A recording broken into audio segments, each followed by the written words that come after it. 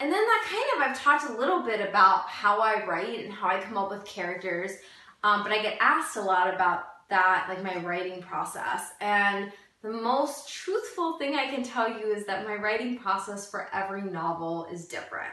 So this novel, I sort of wrote it like a whirlwind. I think that I was writing it so fast because I didn't want to lose my nerve. If I'd really thought about what I was writing, I think I would have stopped.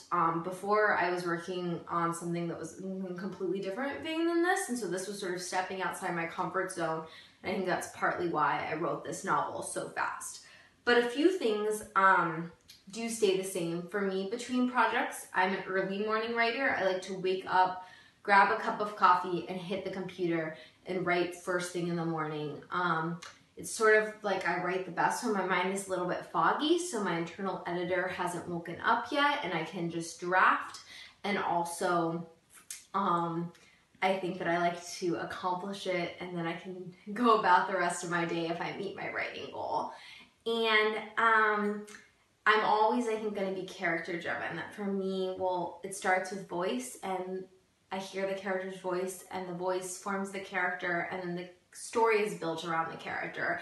I'm not someone who thinks in terms of plot, and I'm not an outliner, even though for the second book that I'm working on is taking me a very long time to write, and I'm so excited that I think I'm going to have a finished draft by the end of this month of it. But I think that part of the reason it took me so long is I stubbornly refused to outline or ever think about plot, and so I wish that that was my process. But my process is messy and it's character driven, but I find it to be fun because for me, writing is all about exploration and adventure. And so I'd like to close with thanking all of you again who have read the book and who have shared your thoughts about it online and who are such generous, wonderful readers.